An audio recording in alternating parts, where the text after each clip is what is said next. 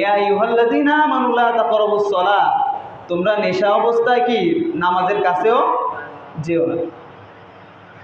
তামাক বাগান বাংলাদেশের চুয়াডাঙ্গা, কুষ্টিয়া, মেহেরপুর, যশোর, নড়াইল নাই, যশোর থেকে শুরু। তামাক গাছ লাগায়, আপনারা যারা গেছেন বা যারা যাননি অনলাইন অফলাইন দেখবেন।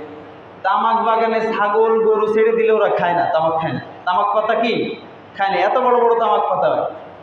ওই তামাক পাতাগুলো ওইখান থেকে তোলে, শুকায়, পচায়, তারপরে খাওয়ায়। গরু ছাগল খায় না।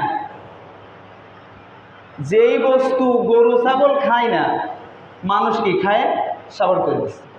এখন আমাদের সমাজে সিগারেট খায় মানুষ, বিড়ি খায়।